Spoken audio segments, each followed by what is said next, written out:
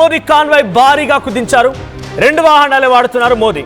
ఇక మోదీ బాటలోనే తెలుగు రాష్ట్రాల సీఎంలు కూడా వెళ్తున్నారు. కాన్వాయ్ ని 4 వాహనాలకు తగ్గించుకున్నారు CM Chandrababu and deputy CM Pawan Kalyan. ఇక భద్రతా సిబ్బందికి స్పెషల్ బస్ ని ఏర్పాటు చేశారు చంద్రబాబు కాన్వాయ్ లో. ఇక తన కాన్వాయ్ కూడా తగ్గించాలని సీఎం రేవంత్ రెడ్డి అధికారులను సూచించినట్టు తెలుస్తోంది. 4 లేదా 5 వాహనాలకే తన కాన్వాయ్ని కూడా పరిమితం చేసుకునే అవకాశం ఉంది ముఖ్యమంత్రి రేవంత్ రెడ్డి. దేశంలో అసలు ఏం జరుగుతోంది? ఫ్యూయల్ క్రైసిస్ భారీగా పెరగబోతోందా? అంటే ముఖ్యమంత్రులు, ప్రధానులు, డిప్యూటీ ముఖ్యమంత్రులు, మంత్రులు అందరూ తమ కాన్వాయ్ని తగ్గించుకుంటున్నారు, వాహనాలని తగ్గించుకుంటున్నారంటే ఏకంగా మోదీ ఏమన్నా మాట్లాడుకొచ్చారు. బిఫోర్ అండ్ ఆఫ్టర్ విజువల్స్ మనం చూస్తున్నాం. బిఫోర్ విజువల్ చూడండి, చంద్రబాబు కాన్వాయ్లో ఎన్ని వాహనాలు ఉండేవనేది. సో బిఫోర్ విజువల్ చూస్తూ ఉంటే అది మోదీకి సంబంధించినటువంటి వాహనాల సంబంధించి విజువల్ అది. సో ఒకప్పుడు ఆయన వాహనాలు 40-50 వాహనాలు ఉండేవి. ఆయన కాన్వాయ్లో 40 నుంచి 50 వెహికల్స్ ఉండేవి. ఇప్పుడు కేవలం 2 అంటే 2. ముందొక వెహికల్ వెళ్తోంది, వెనకాల ఇంకో వెహికల్ వస్తుంది. 2 వాహనాల్లోనే ఆయన బయటికి వెళ్తూ ఉన్నారు. అయితే చాలా భారీ స్థాయిలోనే వాహనాల్ని తగ్గించుకున్నారు ఆయన. సో ఇవన్నీ కూడా క్రైసిస్, ఫ్యూయల్ క్రైసిస్ రాబోతోందా? దానికి సంకేతాలేనా? డైరెక్ట్గా బంగారం కొనొద్దంటున్నారు, ట్రావెల్స్ బంద్ చేయాలంటున్నారు. అబ్రాడ్కి లేకపోతే ఇతరత్ర టూర్స్ అండ్ ట్రావెల్స్ బంద్ చేయాలంటున్నారు. కంట్రోల్డ్గా మీరు డబ్బులు వాడుకోవాలంటున్నారు. ఆ తర్వాత వాహనాల్ని కూడా తగ్గించుకోవాలనుకుంటున్నారు. పెట్రోల్, డీజిల్ వాహనాల్ని కూడా మీరు వినియోగాన్ని తగ్గించుకోవాలని చెప్తున్నారు. ఇదంతా కూడా త్వరలో భారతదేశంలో ఎదురు కాబోయే క్రైసిసేనా? భారతదేశంలో ఫ్యూయల్ క్రైసిస్ రాబోతోందా? భారతదేశంలో ఇంకోవైపు పెట్రోల్, డీజిల్ ధరలు అమాంతంగా మరొక 1-2 రోజుల్లో ఆకాశాన్ని తాకే అవకాశం ఉంది. 5 నుంచి 10 రూపాయల వరకు పెరిగే అవకాశం కూడా కనబడుతోంది. వాటన్నిటికీ సంకేతాలు ఇప్పుడు మనకు చాలా క్లియర్గా వాళ్ళ కాన్వాయ్ని తగ్గించుకోవడం, వాళ్ళకి సంబంధించినటువంటి వాహనాలని తగ్గించుకునేటువంటి అంశాలను మనం చూడొచ్చు. ఒకసారి మోదీ హైదరాబాద్ వేదికగా సభలోనే మాట్లాడుకొచ్చారు. ఈ కాన్వాయ్ని తగ్గించుకోవాలి, బంగారం కొనొద్దు, డబ్బులు పొదుపు చేసుకోవాలనేది. ఒకసారి నేను ఏం మాట్లాడారో చూద్దాం. साथियों, आज जो संकट है उसमें हमें विदेशी मुद्रा बचाने पर भी बहुत जोर देना होगा, क्योंकि दुनिया में पेट्रोल, डीजल इतना ज्यादा महंगा हो गया है, पहले से कई गुना ज्यादा कीमतें बढ़ गई है. तो हम सबका दायित्व है कि पेट्रोल, डीजल की खरीद पर जो विदेशी मुद्रा खर्च होती है, पेट्रोल, डीजल बचाकर हमें वो मुद्रा भी बचानी है.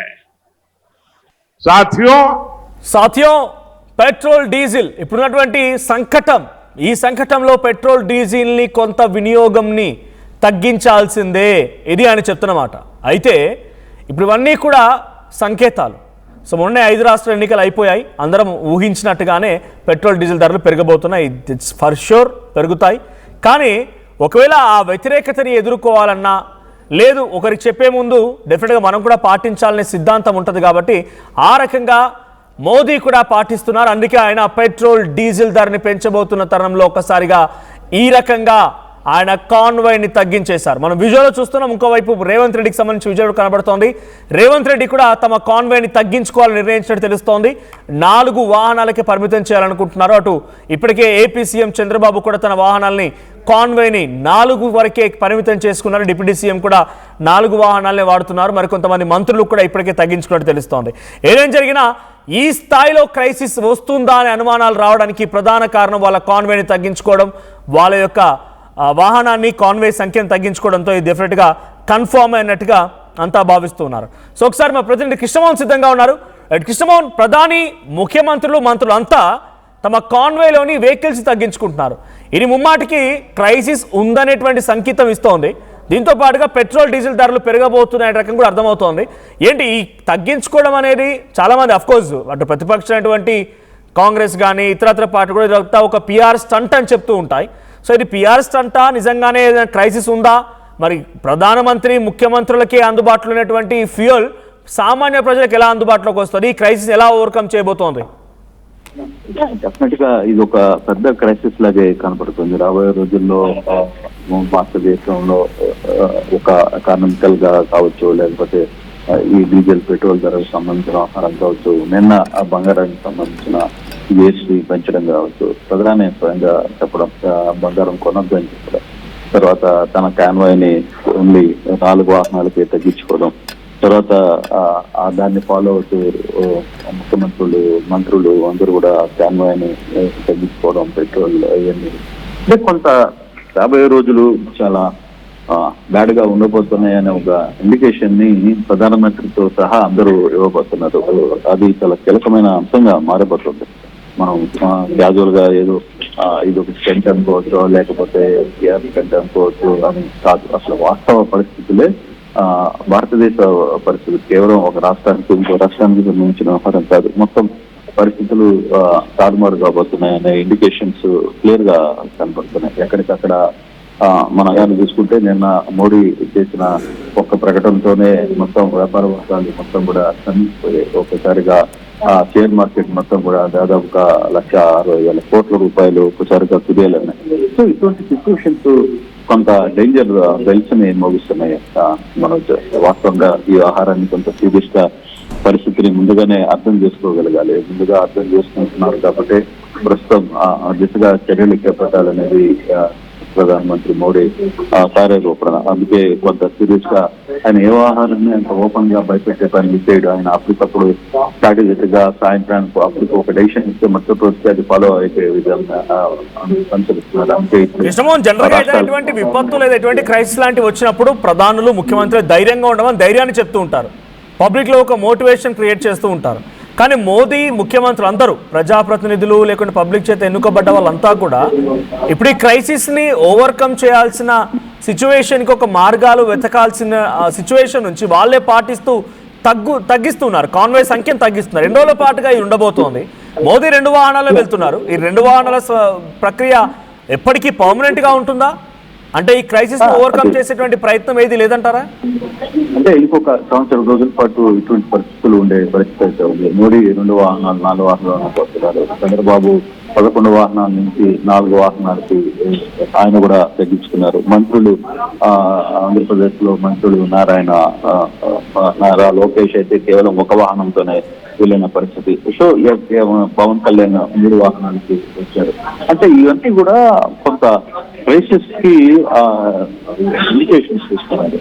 అరే బాబు, రాబోయే పరిస్థితులు కొంత గట్టిగా ఉంటే మనం కూడా పబ్లిక్ కూడా మారాలి, పబ్లిక్ కూడా కొంత ఆలోచన ధోరణి. ఎందుకంటే నాయకులే ముందు దాన్ని ఫాలో అయితే పబ్లిక్ కూడా ఫాలో కావడానికి ఈజీగా ఉంటుంది అనే ఒక మెథడాలజీ మీద ఆధారపడుతున్నారు. ఆ దిశగానే ముందుకు వెళ్ళాలని ఒక ఆలోచన చేస్తున్నారు. సో ఇప్పుడు మనం ఈ వ్యవహారాన్ని సీరియస్ గా చూసుకుంటే రాబోయే రోజుల్లో ఎలా ఉండబోతున్నాయి అంటే ఇది కేవలం 1 రోజు 2 రోజుల సంగతి కాదు. రాబోయే రోజులు అంతా కూడా ఇట్టే ఉండబోతున్నాయి అనేది ఆల్మోస్ట్ రాబోయే 2 సంవత్సరాలు కొంత గడ్డు పరిస్థితిని ఎదుర్కోవాల్సిన పరిస్థితి. పశ్చిమాసియా వార్ ఎఫెక్ట్ ఇండియా మీద చాలా భారీగా పడిపోతుంది. మొన్నటి దాకా పెట్రోల్ పెరుగుతోంది అనే ఒక అంచనా, అంటే అదేం లేదు, జరగదు అన్నారు. కానీ ఇప్పుడు పూర్తిగా కూడా పెరిగే పరిస్థితి కనపడుతుంది. పెట్రోల్ షార్టేజ్ అవుతుంది, పెట్రోల్ కూడా ధరలు పెరిగే పరిస్థితి. ఇప్పుడు బంగారం రేట్లు ఎట్లా పెరిగాయి, పెంచారు. సేమ్ అదేవిధంగా పెట్రోల్ కి సంబంధించిన వ్యవహారంలో కూడా దాదాపుగా 150 రూపాయలు అయ్యే పరిస్థితి ఉంది అని చెప్పి టైలర్స్ అంచనా వేస్తున్నారు. సో ఇవన్నీ కూడా కొంత పబ్లిక్ మీద అంటే సామాన్యుడికి వచ్చే ఆదాయం ఏం పెరగట్లేదు, ఆదాయ వనరులు పెరగట్లేదు, కానీ పెట్రోల్ రేట్లు మాత్రం విపరీతంగా పెరుగుతున్నాయి. దాని ఇంపాక్ట్ బర్డన్ పబ్లిక్ మీద పడిపోతుంది. దాన్ని ఎంత వరకు దీన్ని భరించాలి, ఎంత దూరం భరించాల్సి వస్తుంది అని ఒక ఆందోళన ప్రజల్లో కూడా వ్యక్తమవుతున్న పరిస్థితి. రాబోయే రోజుల్లో ఏంటి అసలు వాహనాలని కార్లు బయటికి తీయాలా వద్దా అన్న పరిస్థితి కూడా వచ్చే అవకాశం ఉంటుంది. తప్పకుండా ఓవర్కమ్ చేయాలి. ఓవర్కమ్ అయ్యేంత వరకు కొంత ప్రభుత్వాలు ఏం నిర్ణయాలు తీసుకోబోతున్నాయని కూడా చూడాల్సిన పరిస్థితి అయితే స్పష్టంగా కనపడుతుంది. Right, thank you Krishnamohan. So మొత్తంగా దేశంలో ఇప్పుడు ఫ్యూయల్ క్రైసిస్ సంబంధించి ఆనవాళ్ళు మనకు కనబడుతున్నాయి. మన విజువల్లో చూడొచ్చు, పైన ఫస్ట్ రైట్ సైడ్ బాక్స్ మీకు కనబడుతోంది మోదీ. ఆ 2 కార్లు మాత్రమే ఆయన వెళ్తూ ఉన్నారు, 2 కార్లు మాత్రమే వినియోగిస్తారు. మరి ఎన్ని రోజుల పాటుగా జరుగుతుందో, ఈయన పిఆర్ స్టంట్ ఎన్ని రోజుల పాటుగా కొనసాగుతాయో చూడాలి అనేది ప్రతిపక్షమైనటువంటి కాంగ్రెస్ వాదన. ఇంకోవైపు Chandrababu and deputy CM Pawan Kalyan 2 కాన్వాయ్లు మీరు చూస్తున్నారు. లాస్ట్లో మీకు కనిపించేది చంద్రబాబుకు సంబంధించిన కాన్వాయ్, 4 వాహనాలకే తన కాన్వాయ్ని పరిమితం చేసుకున్నారు. ఇటు పవన్ కళ్యాణ్ కూడా కేవలం 3 కార్లకే తన కాన్వాయ్ని పరిమితం చేసుకున్నారు. 3 కార్లు మాత్రమే వెళ్తున్నాయి. ఆ విజువల్ మనం చూడొచ్చు. Yes, so 4 vehicles, so Pawan Kalyan 4, Chandrababu 4, అటు మోదీ మాత్రం 2 కార్లలో వెళ్తున్నారు. ఈ దిశగానే అటు రేవంత్ రెడ్డి కూడా ప్రయత్నం చేస్తున్నారు. రేవంత్ రెడ్డి కూడా తన కాన్వాయ్ సంఖ్యని 2 లేదా 4కు పరిమితం చేసుకోవాలంటే ఆయన కూడా ఆలోచిస్తున్నట్టు తెలుస్తోంది. అయితే ఏదైనా జనరల్ క్రైసిస్ వచ్చినప్పుడు దాని నుంచి ఓవర్కమ్ చేయడానికో లేకుంటే ఎలా మనం రిట్రైవ్ అవ్వాలి అని చెప్పే దానిపైన సూచనలు సలహాలు ఇచ్చేటువంటి స్థానంలో ఉన్న వ్యక్తులే ఈ రకంగా తగ్గించుకొని వెళ్తున్నారు. పబ్లిక్ కూడా ఆ రకంగానే మోటివేట్ అవుతారని రకంగా వాళ్ళు భావిస్తున్నట్టున్నారు. కానీ డెఫినెట్గా ప్రతిదానికి ఫ్యూయల్ అనేది ఇంకా ఉంటుంది. ఇప్పుడు 2 వాహనాలు వాడినంత మాత్రాన రేపటి రోజున గుజరాత్ నుంచి మనకు ఎక్కువగా టెక్స్టైల్స్ వస్తూ ఉంటాయి, గుజరాత్ ఆ ప్రాంతం నుంచి. సో అక్కడ నుంచి టెక్స్టైల్ వచ్చేది అయితే మనకు బై గూడ్స్ ఆర్ ఎనీ కంటైనర్లా వస్తూ ఉంటాయి. ఆ ధర దగ్గర కదా.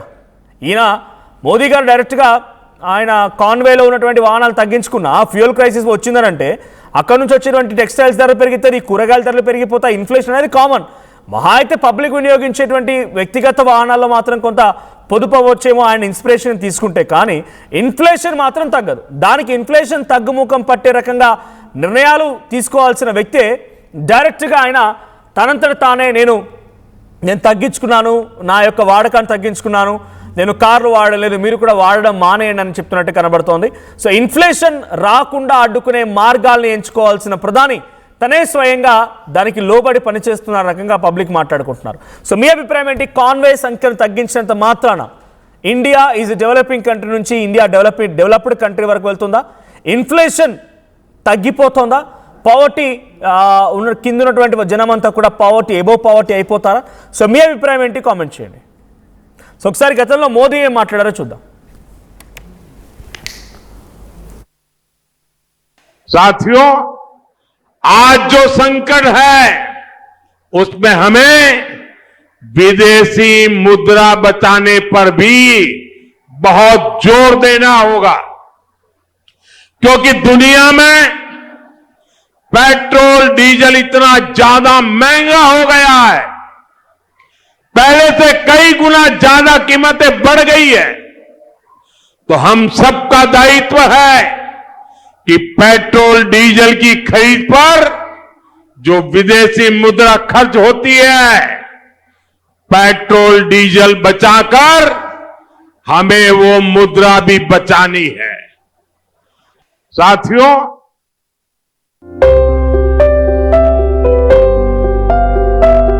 చిన్న చిన్న ఆనందాలు 35 ఏళ్లుగా నా జీవితంలో లేవు. 35 ఏళ్లుగా నేను డైపర్లలో బ్రతికాను. 6 సెంటీమీటర్ల ఫిస్టులా నా మూత్రాశయంలో లీకు కారణమైంది. ఎవరూ నాకు సహాయం చేయలేకపోయారు. ఏఐఎన్యూలో వైద్యులను కలిసే వరకు. అక్కడ వారు రోబోటిక్ శస్త్రచికిత్సతో నాకు పరిష్కారం ఇచ్చారు. వారు నా ఆత్మవిశ్వాసాన్ని కూడా తిరిగిచ్చారు. Precision care makes it possible. The Center for Robotic Surgery at AINU